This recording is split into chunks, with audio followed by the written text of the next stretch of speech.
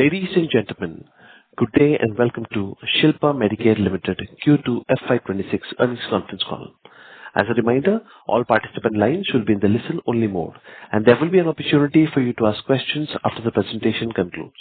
Should you need assistance during the conference call, please signal an operator by pressing star then zero on your touch-tone phone. Please note that this conference is being recorded. I now hand the conference over to Mr. Monish Shah, Head of Strategy and Investor Relations. Thank you, and over to you, Mr. Shah. Thank you, and welcome to our Q2 FY26 results conference call. Today, we are joined by Mr. Keshav Buttada, Executive Director and CEO of Shilpa Pharma Life Sciences, and Mr. Alpesh Dalal, our CFO. Before we begin the call, please note that the financial results and the presentation has been uploaded on the stock exchanges. Note that this call has been recorded, and the transcript along with the audio of the same will be made available on the website of the company and the stock exchanges as well. I would like to remind you that today's discussion might include certain forward-looking statements based on current expectations and assumptions. These statements are subject to risk and uncertainties that could cause the actual results to differ materially. The company undertakes no obligation to publicly update or revise any forward-looking statements, whether as a result of new information, future events, or otherwise. With that, I would like to hand the call over to Mr. Keshav for his opening remarks. Thank you, and over to you, Keshav. Thanks, Monish. Hi, everyone. Very good morning. Current quarter marks a very big breakthrough for us. We recorded highest quarterly EBITDA we have ever delivered in company's history. And the excitement is not only to share another set of results, but to share the momentum, the confidence, and the direction that the company is focusing on ensuring better asset utilization. We are operating in some of the most advanced, complex, and high entry barrier segments, namely API, formulations, biologics, as an integrated one-stop solution. So I'll start briefing about each business segment. Let me start with the API business division. In API, mainly we are working in five main verticals: oncology, non-oncology, CDMO, peptides, and polymers. In oncology and non-oncology segment, the two NCE programs which we are developing for the big pharma US customers, the first product our customer got approval, and the commercial supplies are expected to start from Q4 FY26.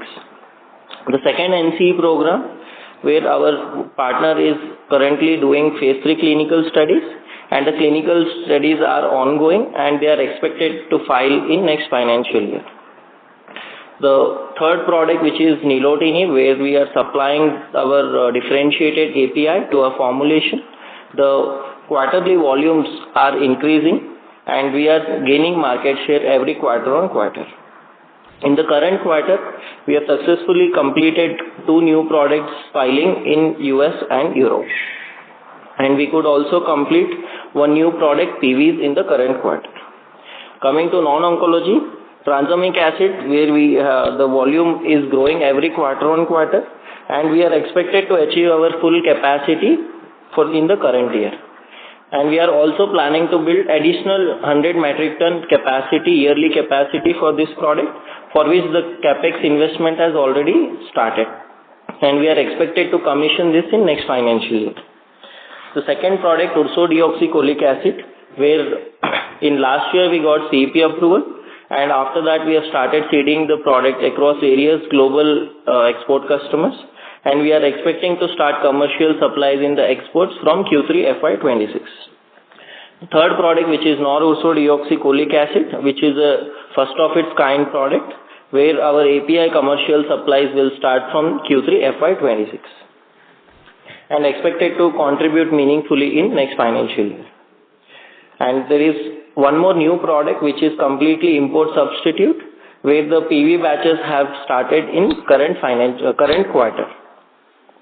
Coming to CDMO, peptides and polymers, we are having good traction in the CDMO business with several programs advancing in various stages of development.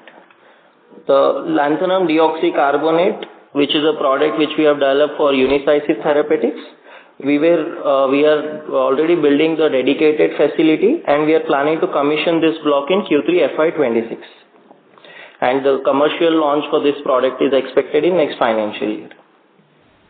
Coming to polymer, where we are doing commercial supplies to our US customer, and every quarter the volumes are increasing.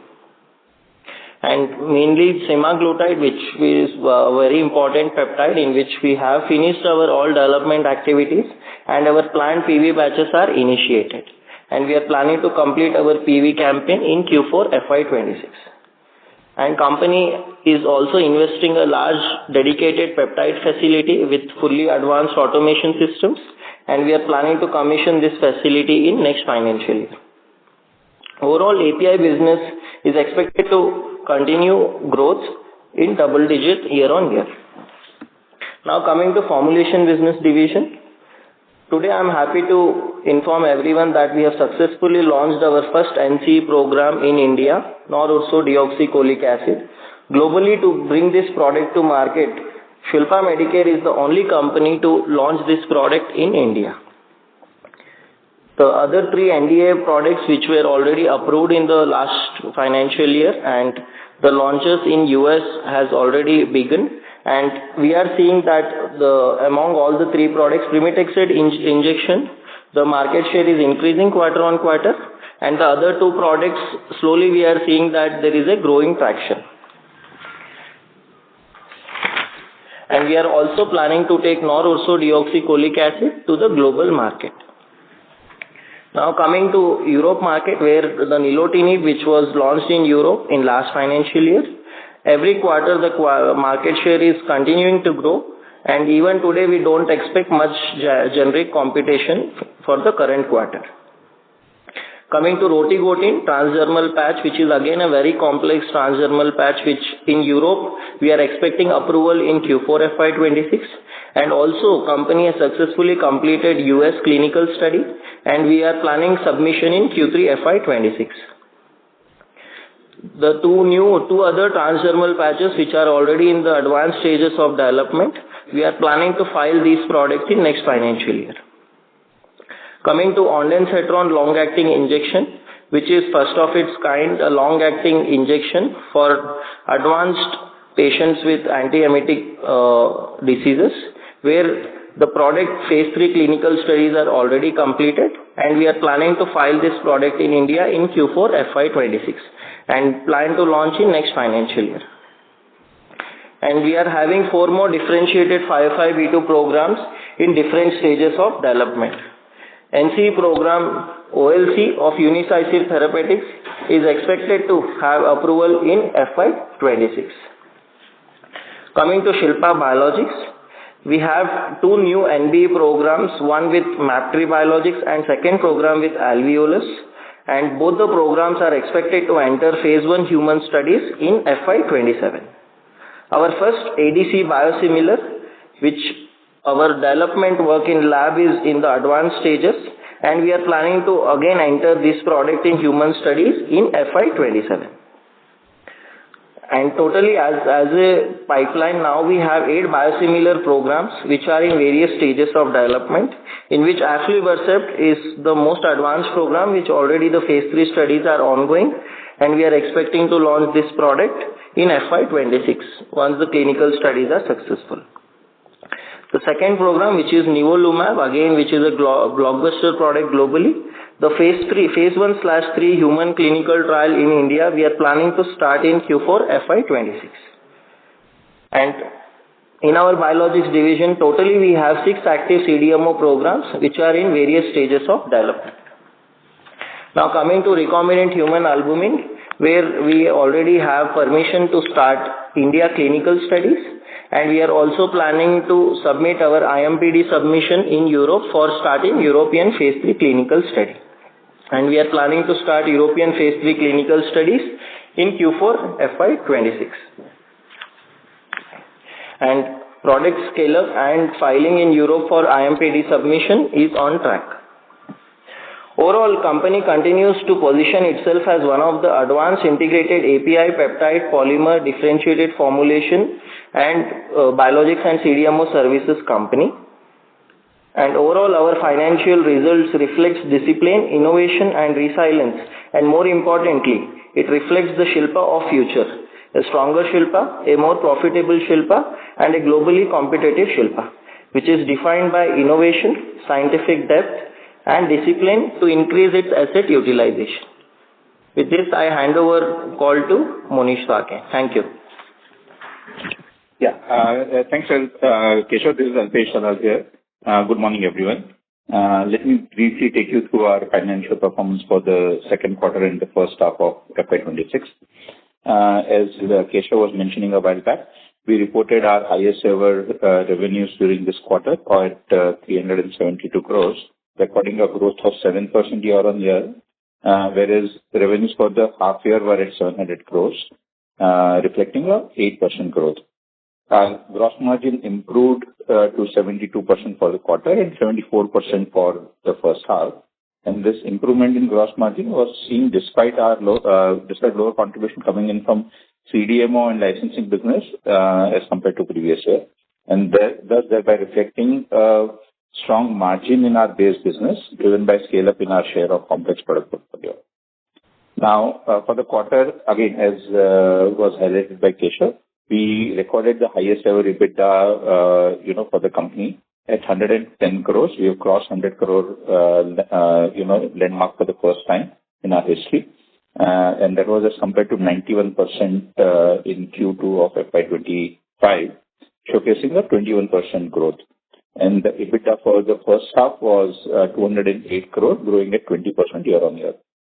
Now, with this strong top-line growth, the company also reported a strong EBITDA margin at 30%, both during the quarter as well as for the first half, reflecting a 4% and 3% year-on-year growth in the margins itself. So I think a lot of operating leverage is also kicking into the business. Now, with the increased market share in our base business products, coupled with the introduction of novel products like, the recent launch that Keshav spoke about of more UDCA during the current quarter, we believe that this change in business mix should help sustain our profitability in the current quarters. And besides this, we also have a very strong pipeline of complex FDF products, which would be launched across various markets in the globe. We also continue to see reduction in our interest outgo year-on-year basis, and we believe that we have now stabilized at a current level, from a run rate perspective. And we also expect that most of our capex program would be funded through internal accruals. So more or less, the interest outgo should be at the current levels. The PAT for the quarter was 44 crores, and for the half year it was at 91 crore. I'm happy to report that the PAT that we have achieved in the first half has already surpassed our full year PAT in FY25, which was at 78 crores. I would also like to draw our attention to the fact that, the ROCE profile of the company has been improving steadily. Our adjusted ROCE, excluding investments made in, our high growth potential biological and NB business, has seen a significant improvement from 4% in FY23 to approximately 17% in the first half of FY26. Right? And with biologics business progressing well, we remain confident of improving our operating leverage driven by improved business mix, and thus improving the overall ROCE in the coming years. Right? Now, a very quick highlight on the segmental performance. Our non-captive API business clocked a turnover of 205 crores, and the growth was on account of uptake of key products from our newly expanded capacities. The formulation business for the quarter was 109 crores, growing at 16% year-on-year. And if we exclude the licensing income, the base business reported a robust growth of about 60% for the quarter compared to previous year, and a 67% growth in the first half of current financial year. Thus, the base business growth is, driving our growth in the formulation business. And this growth was mainly driven by increase in the market share of our complex product portfolio in the US and limited competition product in the EU market. Likewise, our biologics business has been growing well, and it recorded a turnover of 25 crores in Q2 and 61 crores in the first half of the current financial year. Moving on to the balance sheet items, the net debt at the end of September was 569 crores with capex investments of 153 crores during the first half of the financial year. With that brief introduction, I would now like to open the Q&A. Thank you. We will now begin the question and answer session. Anyone who wishes to ask a question may press star and one on your touchtone telephone. If you wish to remove yourself from the question queue, you may press star and two. Participants are requested to use handsets while asking a question. As a reminder to all the participants, please restrict yourself to 2 questions. Ladies and gentlemen, we will wait for a moment while the question queue assembles. The first question comes from the line of Sukrit D. Patil with Eyesight Fin Trade Private Limited. Please go ahead. Good morning to the team. I have 2 forward-looking questions. My first question is, as pharma industry shifts towards more specialty drugs, oncology, or global partnerships, looking beyond the quarter number, how are you planning to position Shilpa to build a lasting edge, beyond just quarterly growth or licensing deal, or is there any deeper plan of action that you are going to be putting into place, that will keep the business strength strong? That's my first question. I'll ask my question after. Thank you. Yeah, thank you, Sukrit. I think with Shilpa, it's a very good question, and to give you a very clear answer, as a company, if you see our historical performance and our historical investments, right, we have always done investments in something which is more complex and specialty divisions. And Shilpa has done significant investments in biologics, in our transdermal facility, in our fermentation facility for albumin. So if you see what we will be doing in next 3 to 5 years is whatever specialty divisions where we have invested, we will try to monetize all these investments. I think that's a simple formula which we will follow, because Shilpa has all the technical know-how, the complex pipeline in place, the R&D team is well positioned for such complex development. So only a focused strategic execution and monetization of asset is something which we will be focusing. Thank you. My second question is to Mr. Dalal. Again, a forward-looking one, because you have given the current guidance. I just want to understand how will things go ahead. When costs rise, whether it is raw material, compliance, or R&D investments, how do you make sure the margin stays steady without slowing down growth? Is there any system you have built, like smarter sourcing, pricing discipline, or operational efficiencies, that will help you keep the profits in line, even when things sometimes get a bit out of control, or you don't have any, certain crises may stand up in the coming days? Just want to hear your view on it. Thank you. Yeah. So the point is, it's a good question. Obviously, the businesses are marked with uncertainties at all points in time. What we end up doing is that we end up having a very agile and efficient, system in place where we keep monitoring the changes happening in the marketplace and determining the actions required to offset some of those challenges that may come up. A lot of times, we are able to. What we try to do is we try to predict the market situations. Say, for example, if we expect a particular raw material is likely to come up in short supply, which would end up increasing the cost of the material in the coming days, we might end up stocking up that particular material. We look at, leveraging, building in a lot of operating leverage of various businesses. As you know that, we are present in various businesses across various segments and all. And we try to cross-utilize a lot of, our business intelligence from one to the other.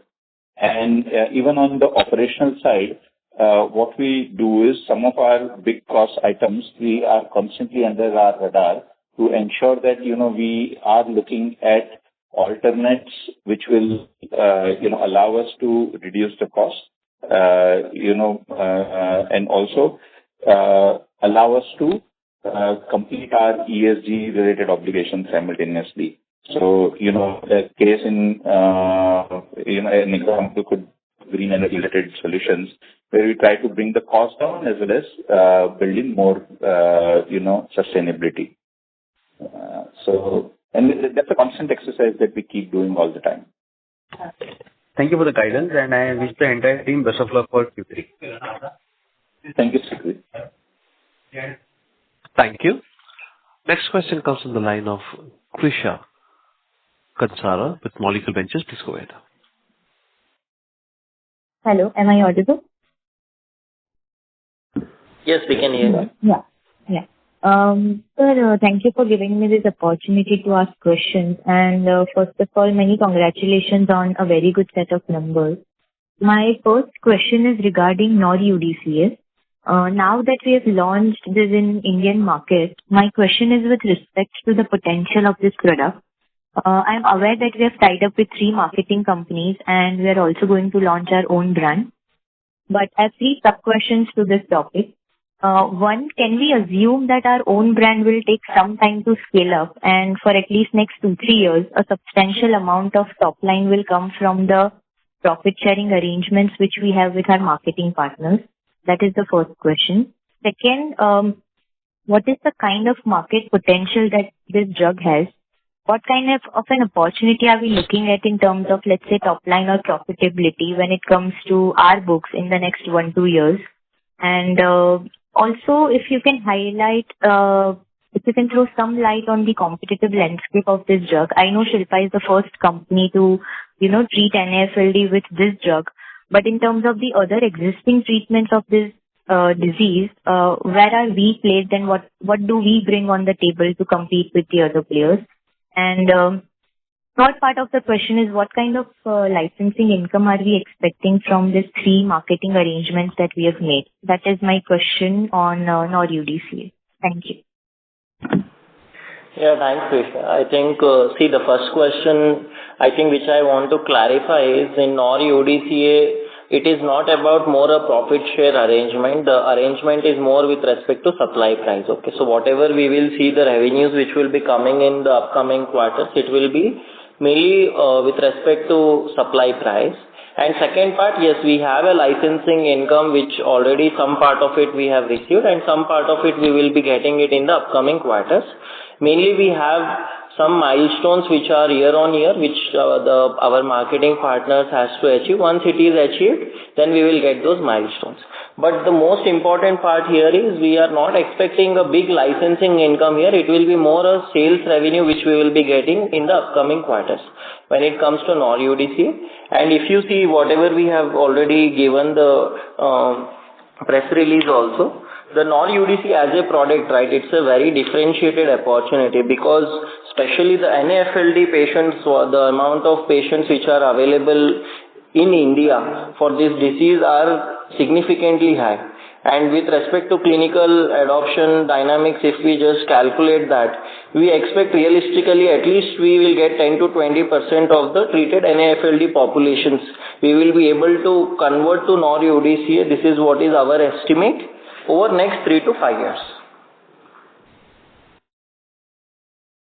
Right. So you're saying that you'll be able to capture 10 to 20% of the market share of current NAFLD treatment, correct? Yes, this is what is our estimate, but as I previously also mentioned in our previous calls, right, Shilpa is launching such innovative complete NC first time in India. So we will see, but we are partnered with one of the best companies in India who have very strong marketing presence in various doctors, in various specialty hospitals. So we expect it will not be like a very futuristic opportunity. We will surely see numbers coming in. Maybe in the current Q3 and Q4 it will be just supplies, but from the next financial year we surely expect sizable numbers from NOR-UDCA. This is what is our estimate. Okay. Okay. Understood. And sir, my second question is regarding the import alert. So we have been hearing from the market that, USFDA is here for the final inspection at our Kerala plant. So would you like to provide any update on that? Yeah, Alpesh, you can take that. I think as far as USFDA related matters, we would be updating This is the operator. Sorry for interfering. Mr. Alpesh, your voice is breaking. Can you come in the range and talk? Can you hear me now? Yes, please go ahead. Yeah. So, Krisha, I was mentioning, as far as USFDA inspections are concerned, whenever, we have any update to be provided to the markets, we will, inform you guys. As of now, we don't have any update to be provided. Okay, sure. I understand. And one last bookkeeping question, and then I can join back the queue. If you can provide the sales breakup of the API segment without including the captive consumption, just so that I can compare the numbers from previous quarters. Yeah. You can get in touch with Monish and we'll provide you. Sure, I will do that. Sure, thank you. Thank you. Next question comes from the line of Shubham Sehgal with SIMPL. Please go ahead. Hello, am I audible? Yes? Yes, please go ahead. Yes. My first question was, what has been the effect of US tariffs on our 505(b)(2) portfolio, and have we experienced any market share loss in these products which we are supplying to the US? Yeah, Shubham, I think it's a good question, but to give you clear clarity, right, which I have been mentioning in the previous calls also, all the 505(b)(2) launches, right, which are critical for US market, we are launching from our third-party partner CMOs. So for especially all the 505(b)(2) products which are getting launched or which will be getting launched, it will be all from a USFDA approved third-party CMOs. Okay, all right, got it. But so for our existing products, have we faced any challenges? No. Okay, got it. My next question was, have we received a lower amount of licensing fees from me compared year on year? No, Shubham, I think there is a confusion for you because there is no licensing income which we will be getting from Amneal currently because the product is already now in the commercial phase. So currently it is more a supply plus profit share what we get from Amneal. Okay, but so is there any, I was just trying to understand, is there any specific reason you'd like to mention that I'm aware that licensing fees is, it will vary from quarter to quarter and year on year, but is there any specific reason that we saw a little lower licensing fees compared to last year? No, there is no specific reason. It is just that many of our products which were in last year more in the development phase have moved to the commercial phase. So you will see whatever income we were getting in licensing have moved to the commercial supply revenues. But more importantly, we have a similar strong pipeline which we have mentioned in our investor deck also, which as and when, because it's not that every quarter we will license all of these products. So it will be some quarter we will license the high value product, some quarter we will license a low value product. So it will vary quarter on quarter because of this. There is no other reason. Okay. Yes, so as we have been mentioning in the past also, that, the licensing income could be a bit lopsided depending on, what stage the products are in. So that's not something which, we keep comparing. So, Shubham, as, we have explained in the past also, that licensing income is something which is likely to be a bit lopsided depending on the stage at which various products are and the new deals that get signed. But as Keshav was mentioning, that we do have a strong pipeline wherein, licensing income will continue to remain an important portion of our business going forward as well.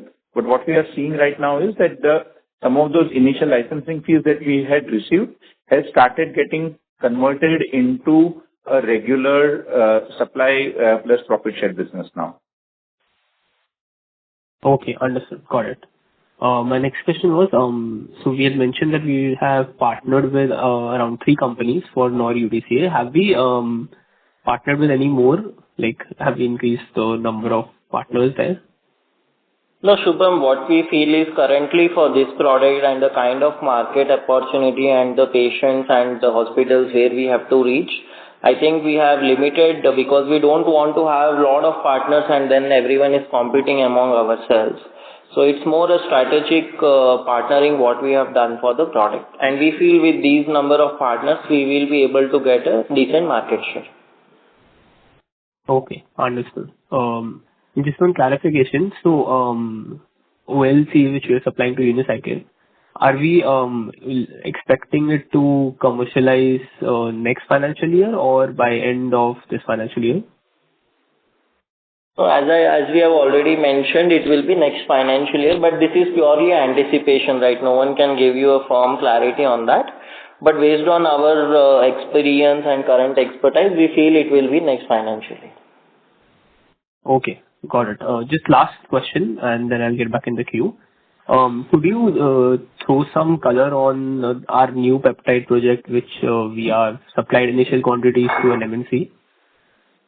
Like, what kind of project is it? Like, could you provide just any color on this? See, we will not be able to disclose more about project, but what I can tell you is it's a significant potential project which we have in peptide. And what Shilpa has been doing, if you see across last 3 to 5 year journey in peptides, we have invested in R&D. Today we have 2 manufacturing lines. Now we have invested in 3rd high capacity manufacturing line. And with a pipeline of GLP-1s like semaglutide, which we already have, and then with some mix of CDMO projects, we feel that peptides going forward will be also an important revenue driver for our API business.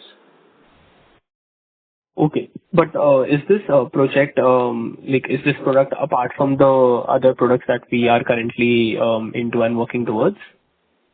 Yeah, but currently what the other program which you are mentioning, there the supplies initially what we have done is for the pilot quantities to our partner, and we are expecting the commercialization to happen in year 2027 for our partner.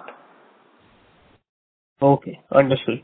Thank you for the answer. I'll join back in the queue. Thank you. Yeah, thank you. Thank you. Next question comes from the line of Ankit Gupta with Bamboo Capital. Please go ahead. Thanks for the opportunity. So, we've seen a very healthy jump in the European formulation revenues during this first half. So, on a broader level, we have a very good portfolio on the formulation side. So, as a market, how do you see, European oncology injectable, and what will be our strategy to, take it to a higher level of, revenue contributing, let's say, 300-400 crore of annual revenues, anything you can share on that? See, Europe, if we see, we have, as a company, we are developing both the complex generic products as well as differentiated products. So today, major of our European revenue is coming from nilotinib, which is again a differentiated product which is launched in last year. And similarly, we have a range of around 3 to 5 products which are in pipeline, again which are complex generics. And next year we expect again surely commercialization of at least one of them to happen, which is specialty complex generics. But we also have some other products which are me too generics, but there is a less competition. So what I am trying to tell you is, in summary, going forward, European business is expected to grow continuously. Sure. But as a market, how do you see, on oncology injectable side, how do you see the competitive intensity there?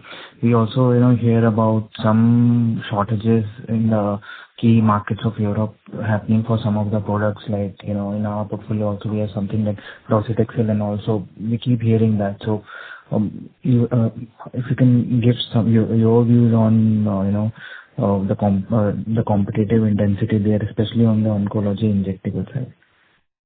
See, yes, in Europe is a very competitive market. And here, if you just go with me too generics, then there is a big competition and you cannot get market share. This is what is our experience. So in Europe, if we really want to grow and continue our revenue and market share increase, we will be focusing more on complex generics and differentiated early launch non-infringing formulations. So to tell you, yes, there are shortages in market, but there is a severe competition for me-too generics in European market. So our focus, because Shilpa's strength is we are end-to-end fully backward integrated. So we will, with the focus on complex generics and end-to-end forward and backward integration, we expect that we will be well positioned to get market share. Sure. Okay. Thank you, Mr. Yeah, thank you. Thank you. A reminder to all the participants that you may press star and one to ask a question. Next question comes from the line of Kiran D from Table Tree Capital. Please go ahead. Thanks for the opportunity and congratulations, Keshav and Shilpa team, for launch of our first NCE on Norovka, and obviously a great set of results as well. Couple of questions, Keshav. First question, we're saying the NCE, one project will commercialize in FY26, another project in FY27. I know you can't share client, but if you could share indications of this NCE molecule, at least for the launch of FY26, and market size of this molecule, any potential competition. Just give some color on this, that'd be great. Yeah, Kiran, I think I will not be able to disclose more on the indication, but what I can tell you is whatever formulation, the API which we are supplying to our partner, it's for a NC program, so obviously there is no other competition. And the partner to whom we are supplying this product, they are again big pharma. So we can expect a sizable opportunity for Shilpa. Okay, sure. Second question, Keshav, is, there's always this confusion. Total service income for the quarter is 72 crore, out of which is from the P&L, 46 crore in formulations, which is from the presentation. So this is delta 26 crore. Is it coming from API or a biosimilar biological? Second question is, service income, does it include profit sharing or it's just pure licensing, or that 72 crore? Yeah, so to answer your second question, the service income is purely a licensing income. There is no profit share in that. And the delta, what you were mentioning, I think Alpesh, you can explain that part. Sorry, just what's the difference of 72 crore? Sir, can't hear you. This is the operator. Sorry for interfering. Your voice is breaking. Can you come in the range and talk? Speaker, thank you. Can you hear us now? Yes, please go ahead. Yeah. See, the thing is, when we have the overall licensing income, it is in all the three business divisions. So there is income that is coming in biologics. There is business income that comes in, our API business also, small portion, and then there's licensing income coming in predominantly in our formulation business. So where exactly is the difference that you're finding? Yeah, so 46 crore is from formulations. This is in the investor presentation, LPG, right? So your total service income in your P&L statement is 72 crore. So this is a delta of 26 crore. So is it coming from API or biologics biosimilar? No, so 72 crores will also have some of the CDMO income coming in. It's all other operating income. It is not necessarily just the licensing income. Okay. So service income includes CDMO development revenue plus licensing, is what you're saying? Correct. Got it. So last clarification, Keshav, then we spent 165 crore capex in just H1. We also see in the investor presentation that large capacities are unutilized, maybe different business units, right? Maybe biosimilar biologics large capacities are unutilized. Where are we spending this 165 crore capex, and what's the capex program for FY26 and 27? Yeah. So I think the capex for H1 has been 153 crore, not 165 crores. That's just one clarification. And then we do have, as we have been mentioning, that we do have a part of our albumin facility is still being put up and all. So certain capex is going there, and certain capacity related, capex we are doing in our API business, right? So those two are the, major this thing. We also are looking at probably, some small portions coming up in our formulation business, but some of them is maintenance capex, but the growth capex is predominantly into our albumin business as well as our API business. So 26 and 27, what will be the capex number, Alpesh? 26, 27? No, FY 26, what will be the capex? FY 27, what is the estimated capex?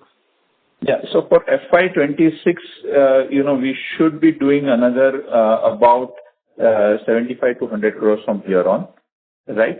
And I think for FY 27, once we are through with this particular capex cycle, we'll update you little later, say around Q4 or so. Okay, sure. Thanks so much, Keshav. Alpesh. Congratulations. Yeah. Thank you. A reminder to all the participants that you may press star and one to ask a question. Next question comes from the line of Sanjay Kumar with iThought PMS. Please go ahead. Hi, Keshav. First question on albumin. Recently, I think CDSCO SEC has asked us to revise phase 3 protocol for albumin. I thought we already had one protocol since September 2024, which was approved in Jan 2025. Now we have another protocol dated July, and on which there has been another revision. So can you explain what's happening and why this latest revision? So how many more months will it take now? What is the delay from this revision? No, Sanjay, I think there is a confusion. I'll tell you, in our SEC, we have 2 clinical studies for which we have put permission. One is for India, one more is for European clinical study, okay? So whatever this new protocol which we are talking, that is for Europe clinical study, where as I clearly mentioned, the European clinical study, we are just submitted our recent protocol and we have received comments, and same way we are also submitting in Europe, which we call it as a IMPD submission. Once that is done, then with the updated clinical study protocol, the approval and timeline is sometime in the Q3. So we are expecting to start our clinical study, phase 3 clinical study in Q4 FY26. So there is no delay. It's just the protocol, as you know, in any clinical study, when we submit any protocol for any other market, there will be feedback against which we have to just revise the protocol and take approval.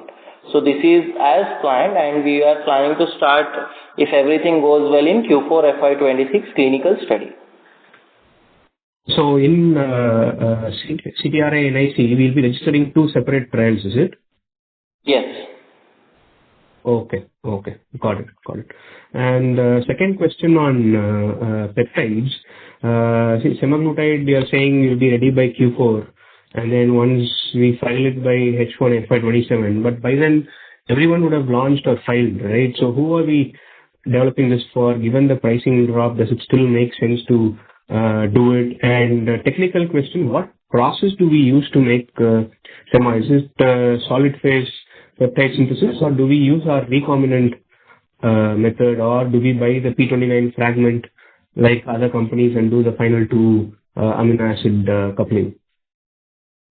So Sanjay, to explain you about peptides, right? What we are doing, yes, we are late in semaglutide, but what we have developed in India, what is the strategy which we have adopted is we are having both synthetic and semi-synthetic API, okay? Shilpa as a company, and our major sales will also go to our captive formulation because we are even developing the formulations for this. So with end-to-end backward integration on the process, we feel that we will be competitive, and given the size of the opportunity what is available in semaglutide, we are not targeting like a 30% market or 50% market share, right? Even if some part of the big market share which is there in the product, if we are able to get it, and the only advantage what Shilpa will have obviously with other competitors is the kind of regulatory approvals what we will have in our facilities. So our interest is not only India market, many of the rest of the world markets where already we have partnered in some of the rest of the world markets.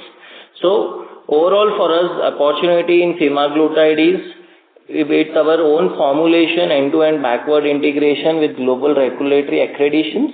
we feel we will be also able to get some part of the market share. And coming to your second question, which is the technical of whether our process is semi-synthetic or synthetic, we are doing both and we are fully end-to-end integrated. Okay. And extension on peptides, you said that you are planning a dedicated capacity. What will be the capacity you're planning, and what will be the revenue potential? And given these are new modalities which are growing rapidly, do you want to keep doing the generic ones like desmopressin and others, or do you want to be a CDMO for innovators going forward? In fact, I think we even listed one ARDM 101, which I think is methylobactam, and who their website states that they'll get into first in human trials in 2026. Are we still on that program? Yes, we are still on that program, and that's in our biologics business, where they will be starting the phase 1 clinical study next financial year, for which we are already received the order also for the supply of this phase 1 material. Okay, that is first question. And yes, we as a company see generic products are always a cash flow for any company, and if we do generic products where there is a niche opportunity, not many people are there, I think there is an opportunity. This is what is our belief and experience, and the kind of capacity what we are building and all, we will be disclosing that in the upcoming quarters at right time to have competitiveness. Okay, fair enough. Okay. And on polymers, we have one customer for now, it looks like, and you seem to manufacture very uniform, high purity polymers, which I don't see a lot of CDMO or Indian companies have. So do you see this capability becoming another strategic pillar for us over the next 3-5 years? Do you plan, if you can comment on some of these projects, are these multi-year development programs or these generic catalog products that we are planning, and how large can this polymer business become for us over, say, next 3 years? See, to answer your question, yes, it is a very complex expertise which we have built over years.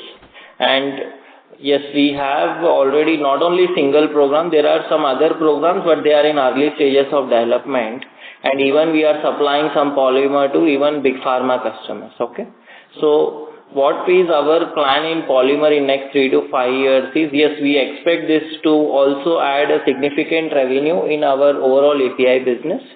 How much it will be and all, I think I will not be able to tell you today, but I can tell you, yes, it will be significant. And the kind of programs what we are running, we are confident that in the upcoming years, it will really grow. Okay. And Ondansetron, you mentioned that the global size is 375 million. But can you given that we'll be launching only in India first, what is the potential in India, and what's the sort of competition for this product? See, for Sanjay, for Ondansetron, one of the unique thing what we have done is developing a long-acting injection, and especially in the highly emetic patients. Currently, Ondansetron is a very well-known safe drug. But the only thing which no one has thought is to develop a long-acting injection, because usually when patients are in highly emetic conditions and they are with using paclitaxel and various other taxels, right? There are very high chances of people are suffering from highly anti-emetic conditions. And currently for this there are competitive products like Palanosatron and all which are getting used. But being Ondansetron is such a safe drug, and making a long-acting injection of that and entering into a long-acting injectable anti-emetic patient space, I think that is something what we are targeting. How big it will be, it is too early for us to comment. But now since our phase 3 studies are completed and we will be submitting to Indian government, and then we are expecting approval in the upcoming quarters. Now we have started slowly discussing with our partners, and we will be able to give you some more right picture in the upcoming quarters. Thank you. Mr. Kumar, please rejoin the queue for more questions. Next question comes from the line of Krisha Kansara with Molecule Ventures. Please go ahead. Hi. Thank you for giving me this follow-up opportunity. Sir, in this quarter, we reported a licensing income of 72 crores. If you can tell us how much of this was received from Orion Corporation for our albumin contract? Krisha, we will not be able to provide, client-specific information. That's confidential. Okay. Okay, sure. And sir, second question on the OLC contract. Now that, Unicycle is planning to resubmit the data by this year end, and it is confident of getting approval in the first half of next year. So, can we assume that in the quarter 2 of FY27, we will start seeing the contribution from this contract in our books? And also because we are the exclusive supplier for them, our order book should be known to us beforehand only. So what kind of orders can we expect in the first year of launch? So, Krisha, I think on OLC opportunity, let me be very clear that today all the focus is on getting the product approval by our partner. And here the most important part is the submission of this new facility data. So I don't think we will get the approval in the first half of financial year. It will be more in the second half of next year financial. And yes, next year surely there will be a commercialization revenue if everything goes as planned. How much it will be and all, today our partner and even us are purely focusing on submitting this new site data and getting approval. And as I already mentioned, there is a dedicated block which we are building only for OLC. So once the commercial requirement comes, we are fully geared up for giving the supply. Okay, so you're saying that commercial revenues can come in the second half of 27 financial years? Yes. Okay. And just one last question. So previously we had indicated that, adalimumab market has doubled with additional indications in place. So what kind of growth did we see in this quarter? And in the biologic segment, if you can give us the breakup in terms of how much came from adalimumab sales and how much was our CDMO revenue, that would be helpful. Thank you. Yeah, coming to adalimumab, I think the kind of revenues which our partner is doing is not significant because India itself has the opportunity is not very big in adalimumab. But because we could launch with the high concentration and a differentiated product, we could get good market share. But mainly the important part for us to launch adalimumab was to give confidence and a message in the Indian market that Shilpa is developing complex biosimilar and good products. And what we have seen even after launching so late adalimumab, we have got decent market share already covered. And the kind of numbers what we are getting is something we can send you later, but it is not significant. But it is like every quarter we have some run rate of this revenue. Okay, and would it be possible for you to give the breakup of the biologics segment revenue, adalimumab versus, let's say, CDMO revenue? Yeah, you can maybe contact Monisha and we'll send you that later. No problem. Sure. Thank you. Thank you. Thank you. Next question comes to the line of Kiran D with Table Tree Capital. Please go ahead. Thanks for the follow-up opportunity. I just have some quick clarification. So, Noruca phase 3 trial for Europe and US, are we planning to kick off that in Q4 or will it be later? And is that market size as big as India? Because India has the highest number of MA-failed patients. So, just wanted to get some clarity on that. Yeah, Kiran, our global strategy is very unique in this product and we will be updating that in the right time to everyone to have some competitive advantage. But what I can tell you is Europe clinical studies we will be entering in next financial year. Next financial year. Got it. Yeah. Got it. Second is around androgenic alopecia. We've completed phase 2. It's been more than 15 months. We have not started phase 3 yet. Any particular reason or we plan to start that soon?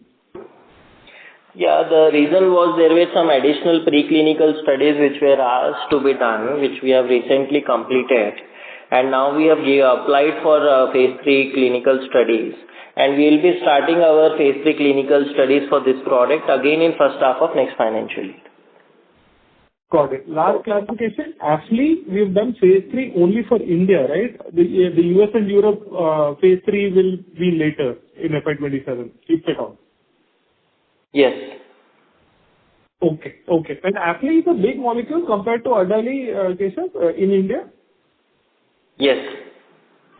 Okay. Cool. Thank you so much. Yeah, thank you. Thank you. Ladies and gentlemen, we have come to an end of question and answer session. I will now hand the conference over to Mr. Alpesh Dalal for closing comments. Yeah. Thank you everyone for taking time to attend the call. We continue to remain excited about the path forward, and in case you have any queries or any of your questions have remained unanswered, please reach out to our IR team and we'll be happy to provide you the requested details. Thank you. Thank you. On behalf of Shilpa Medicare Limited, that concludes this conference. Thank you for joining us. You may now disconnect your lines.